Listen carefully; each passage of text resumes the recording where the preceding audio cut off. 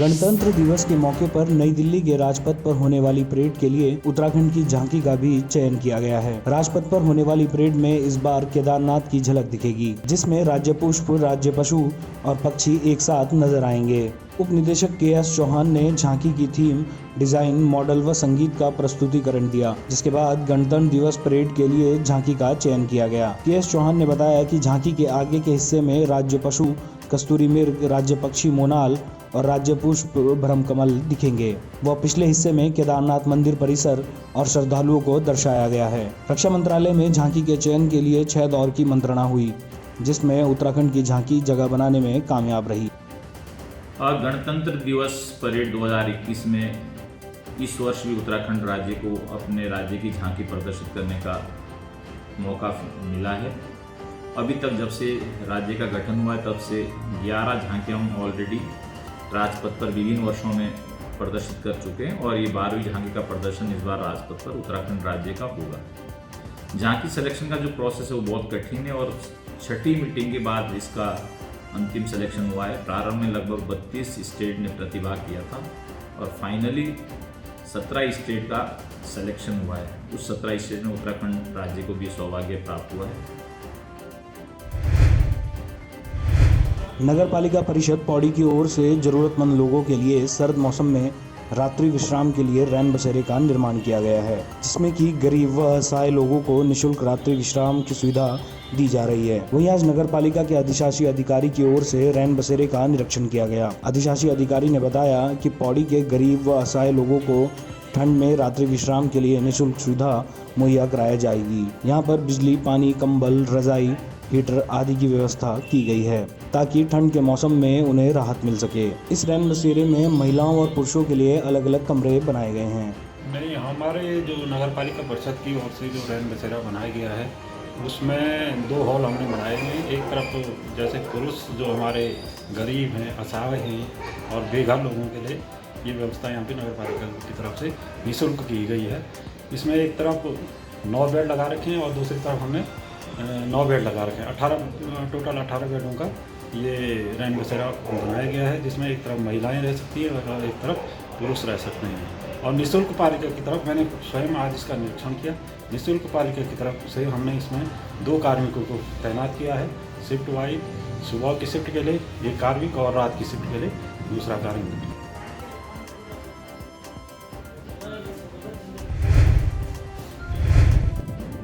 कुंभ मेला 2021 की तैयारियों के चलते सुरक्षा के इंतजामों के मद्देनजर बीती रात विशेष दस्ते ने रेलवे स्टेशन पहुंचकर मॉक ड्रिल की, जिसमें रेलवे स्टेशन हरिद्वार पर संदिग्ध आतंकवादी नजर आने की सूचना पर पुलिस प्रशासन और कुंभ मेला पुलिस ने जवाबी कार्रवाई की। इस मौके पर आईजी संजय गुंजाल मौजूद रहे। मेला आईजी संजय गुंजाल ने बताया कि मॉक ड्रिल के दौरान पुलिस व सुरक्षा बलों की सजगता व सक्रियता और रिस्पॉन्स टाइम चेक किया गया ताकि कुंभ के दौरान किसी भी आपात स्थिति से निपटा जा सके। कुछ वीवीआईपी वेटिंग रूम में कुछ लोगों को हॉस्टेज बना दिया गया।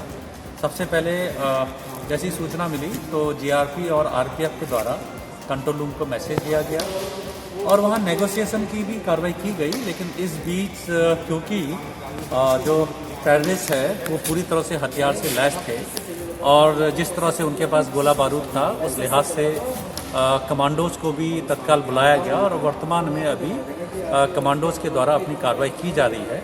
और इसमें काफ़ी अच्छा कोऑर्डिनेशन, चाहे वो जनपद पुलिस की हो या कुंभ मेला पुलिस और आरपीएफ और रेलवे प्रशासन के द्वारा बहुत अच्छे कोऑर्डिनेशन के साथ इस पूरे मॉक ड्रिल को अंजाम दिया जा रहा है।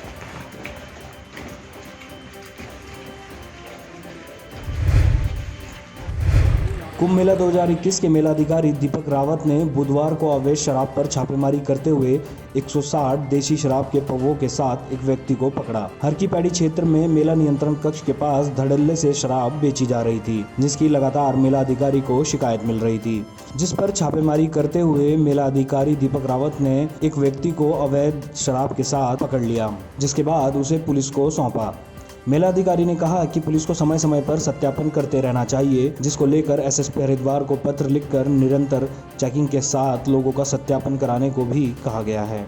मेला ऑफिस के पास ही इस तरीके से अवैध शराब का विक्रय हो रहा है और पूर्व में भी काफ़ी बार इसमें मेरी ओर से निर्देश हुए हैं कि इसको दिखा लिया जाए, क्योंकि बहुत ही सेंसिटिव इशू आप जानते हैं। इस पूरे क्षेत्र में शराब प्रतिबंधित भी है, तो इसका विक्रय वैसे भी इलीगल है, लेकिन ज़्यादा ज़रूरी इशू इसमें यह है कि समय समय पे फिजिकल वेरिफिकेशन, सत्यापन होता रहना चाहिए ताकि इस तरह की गतिविधियां ना हो। मैं एसएसपी हरिद्वार साहब को दोबारा भी ये कह दूँगा कि वो अपनी ओर से भी इसमें अपना पर्सनल अटेंशन दें और इस तरह की एक्टिविटीज़ ना हो। अभी तो हम इनको लोकल पुलिस को हैंडओवर कर देंगे। मैंने यही कहा कि जो संबंधित थाना है वो यहाँ पे उनके जो इंचार्ज है वो आ जाएं और जो भी विधि सम्मत कार्रवाई है वो करें।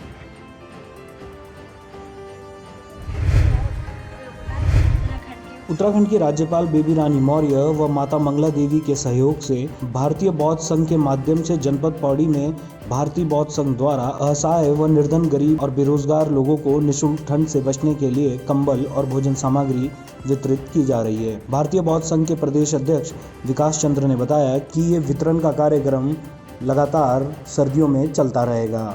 इस ठंड में जो ये राशन शॉल कंबल वितरण का कार्यक्रम चल रहा है, ये लगभग 2-3-4 महीने तक कंटिन्यू रहेगा। और जो ज़रूरतमंद लोग हैं हमारे, जो विधवा हैं, असहाय हैं, विकलांग हैं और अन्य जो ज़रूरतमंद लोग हैं, उनको हम राशन वितरण, शॉल वितरण और ये कंबल वितरण का जो कार्यक्रम कर रहे हैं वो हमारा निरंतर चल रहा है।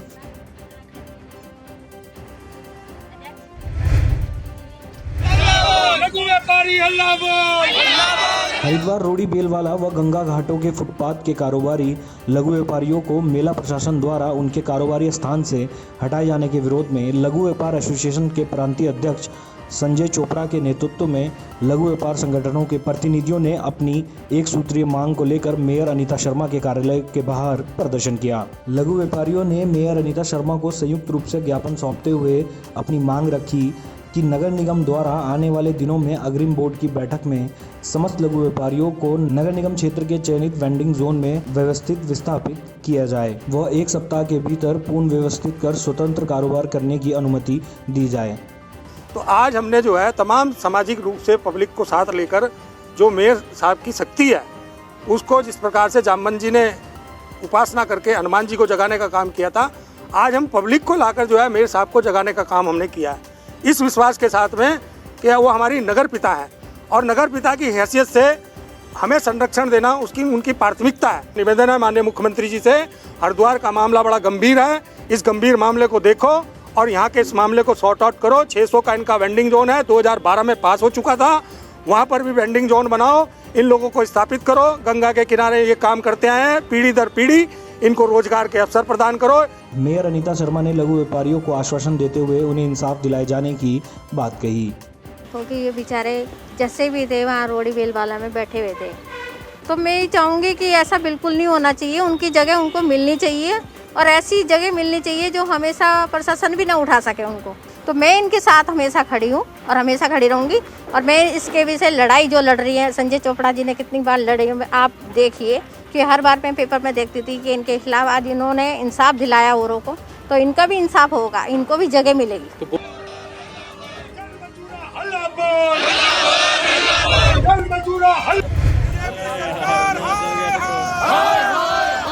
भाजपा के प्रदेश अध्यक्ष बंशीधर भगत द्वारा कांग्रेस की वरिष्ठ नेत्री एवं नेता प्रतिपक्ष इंदिरा हृदयेश को लेकर की गई अशोभनीय टिप्पणी के बाद कांग्रेस पार्टी का गुस्सा 7वें आसमान पर है। आज प्रदेश कांग्रेस कमेटी के आह्वान पर हरिद्वार के भगत सिंह चौक पर कांग्रेसियों ने बंशीधर भगत का पुतला जलाया और जमकर नारेबाजी की। पूर्व राज्य मंत्री संजय पालीवाल ने कहा कि भाजपा बेटी बचाओ बेटी पढ़ाओ की बात तो करती है, लेकिन उनके द्वारा इंदिरा हृदयेश को लेकर की गई अशोभनीय टिप्पणी से भाजपा की सोच महिलाओं के प्रति उजागर हो गई है। मैं प्रीतम सिंह जी के आह्वान पर बंशीधर भगत का पुतला फूंकने का काम कांग्रेसियों ने किया। वो इसलिए कि 2 दिन पहले बंशीधर भगत ने किसी प्रोग्राम में हमारी नेता प्रतिपक्ष इंदिरा हृदयेश जी के लिए इतनी अशोभनीय टिप्पणी करी कि उसकी जितनी निंदा की जाए उतनी कम है। भाजपा के लोग जो बेटी बचाओ बेटी पढ़ाओ की बात करते हैं, उनके प्रति मन में क्या विचार है, इससे उजागर होता है। इस उत्तराखंड में अगर महिलाओं का इस तरह का एक राष्ट्रीय सत्तारूढ़ पार्टी का प्रदेश अध्यक्ष अगर इस तरह महिलाओं का अपमान किया जाएगा तो ये इंदिरा हृदयेश का अपमान नहीं है, उत्तराखंड की एक एक महिला का अपमान है। और कांग्रेस इसे किसी कीमत पे बर्दाश्त नहीं करेगी। हरिद्वार नगर निगम मेयर अनीता शर्मा ने बंसीधर भगत के इस्तीफे की मांग करते हुए उन्हें सार्वजनिक माफी मांगने की बात कही। इंदिरा हृदय जी हैं और उनके विषय में इतना गलत बोला गया है तो बहुत गलत है। बीजेपी वाले जो भी चाहे ऐसा नहीं बोलना चाहिए कि उनको तो इज्जत सम्मान देनी चाहिए, क्योंकि एक वे बुजुर्ग है, महिला है और इतनी अच्छी महिला है और उनको ऐसे बोल रहे हैं अनाप शनाप तो गलत है। उन्हें माफ़ी मांगनी चाहिए या फिर अपने पद से इस्तीफा दे देना चाहिए। तो वो अपने परिवार वालों से भी ऐसे ही बात करते हैं क्या?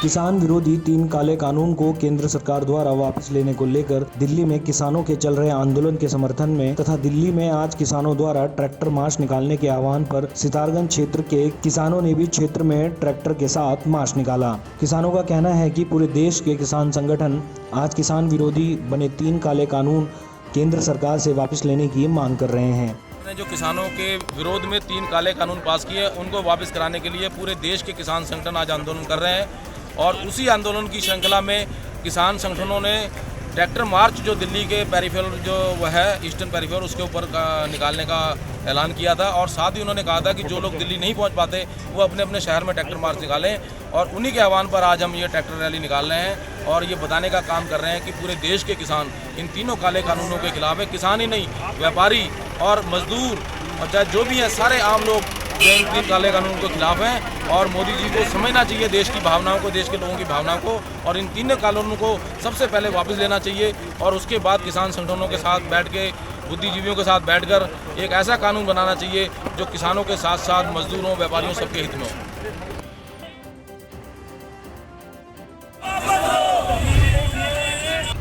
I, Raghvendra Singh Chauhan, having been appointed chief justice Dehradun Raj Bhavan में आज शपथ ग्रहण समारोह का आयोजन किया गया। इस कार्यक्रम में हाई कोर्ट के नवनियुक्त मुख्य न्यायाधीश राघवेंद्र सिंह चौहान को शपथ दिलाई गई। कार्यक्रम में राज्यपाल बेबी रानी मौर्य ने मुख्य न्यायाधीश राघवेंद्र सिंह चौहान को शपथ दिलाई। इस दौरान मुख्यमंत्री त्रिवेंद्र सिंह रावत, विधानसभा अध्यक्ष प्रेमचंद अग्रवाल, कैबिनेट मंत्री मदन कौशिक समेत कई मंत्री और विधायक उपस्थित रहे। आपको बता दें कि जस्टिस RS चौहान इससे पहले जून 2019 से तेलंगाना हाई कोर्ट में मुख्य न्यायाधीश के पद पर कार्यरत थे। शपथ ग्रहण समारोह के लिए मुख्य न्यायाधीश बुधवार को ही देहरादून पहुंच गए थे। मूल रूप से राजस्थान जयपुर के निवासी जस्टिस चौहान ने वर्ष 1983 से वकालत के क्षेत्र में अपना कैरियर शुरू किया था। जून 2005 में राजस्थान हाईकोर्ट की जयपुर बेंच में जज नियुक्त होने के बाद जस्टिस चौहान कर्नाटक, आंध्र प्रदेश और तेलंगाना में अपनी सेवाएं दे चुके हैं।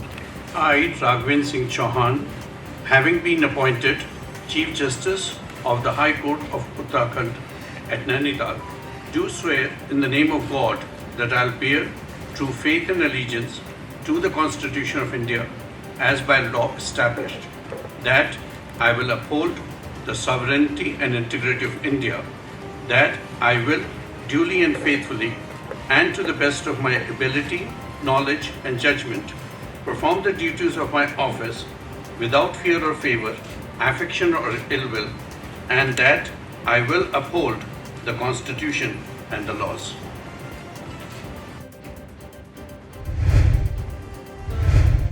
हरिद्वार में होने वाले महाकुंभ मेले में स्वयंसेवी संगठन भी बढ़ चढ़कर अपनी भूमिका निभाएंगे, जिसके लिए हरिद्वार और ऋषिकेश के सामाजिक क्षेत्रों में काम कर रहे तमाम स्वयंसेवी संगठनों के साथ बैठक कर मेला प्रशासन ने तैयारी की। स्वास्थ्य, गंगा सफाई, महिलाओं की मदद, बुजुर्गों की सेवा, आवारा पशुओं की सेवा से जुड़े तमाम स्वयंसेवी संगठन इस दौरान यहां मेला नियंत्रण भवन पहुंचे और मेला प्रशासन को सकुशल कुंभ मेला कराने का सुझाव दिया।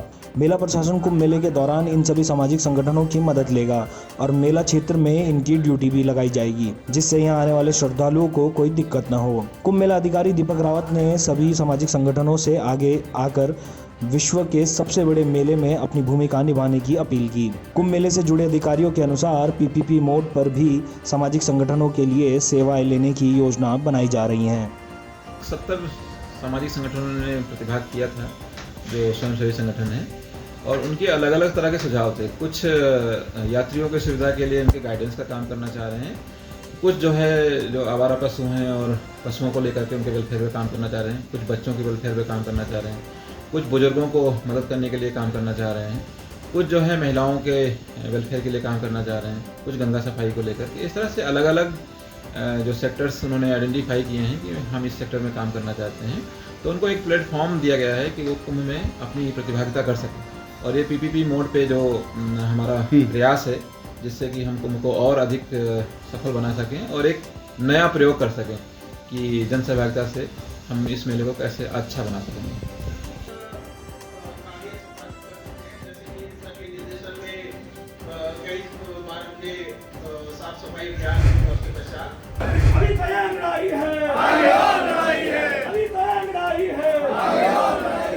उत्तराखंड रोडवेज एम्प्लॉय यूनियन के कर्मचारियों ने वर्कशॉप में धरना दिया। बता दें कि उत्तराखंड रोडवेज एम्प्लॉय यूनियन द्वारा 9 सूत्रीय मांगों को लेकर धरने पर बैठे हैं। महामंत्री roadways employ union Hari Singh ने कहा कि हम परिवहन निगम के वरिष्ठ अधिकारियों से मांग करते हैं कि सभी कर्मचारियों को 6 माह का वेतन जल्द दिया जाए, जिससे परिवार का भरण पोषण हो सके। उन्होंने कहा कि परिवहन निगम के अधिकारियों से वेतन के विषय में वार्ता की गई है, लेकिन कोई ठोस निर्णय न आने के कारण कर्मचारी धरने पर बैठे हैं। अगर हमारी मांगों को जल्द पूरा नहीं किया गया तो रोडवेज एम्प्लॉय यूनियन के कर्मचारी उग्र आंदोलन को बाध्य होंगे। जो चल रही है वो भयावह है। कर्मचारियों को लगभग 6 माह का वेतन नहीं मिला है। कर्मचारियों के जो परिवार का स्थिति है बहुत दयनीय है। किसी प्रकार का जो है, जब वेतन नहीं मिलेगा तो कर्मचारियों के परिवार के सदस्यों का भरण पोषण कैसे होगा। आज विकट समस्या है कर्मचारियों के सामने। 9 सूत्री जो मांग पत्र दिया गया था, हमें उस संबंध में यहाँ मजबूरन हमें यहाँ बैठना पड़ा। कल हमारी जो है द्विपक्षीय वार्ता सहायक महाप्रबंधक से हुई। हमारी वार्ता को कल सकारात्मक निर्णय नहीं हो पाया, इसलिए आज मजबूरन कर्मचारियों को यहाँ बैठने के लिए मजबूर होना पड़ा।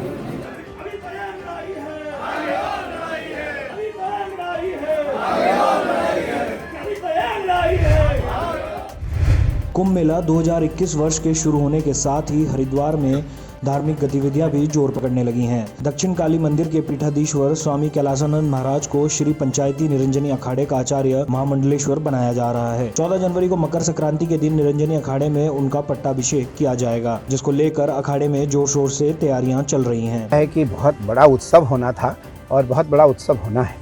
अभी तो कई दिनों से अखाड़े की बैठकें चल रही है, क्योंकि अखाड़े की भी अपनी समस्याएं होती है।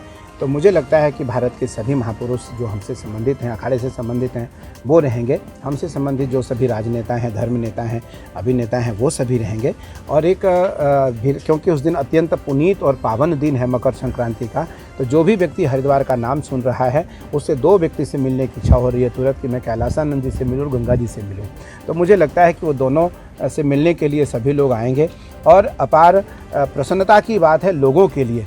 बहुत सारे हमारे जो लाखों करोड़ों लोग पूरी दुनिया में हैं, वो सभी खुश हैं। यदि आज कोरोना नहीं होता तो बहुत सारे जो हमारे फॉरेनर्स हैं, विदेश में रहते हैं, वो सभी भी वो सब भी आते।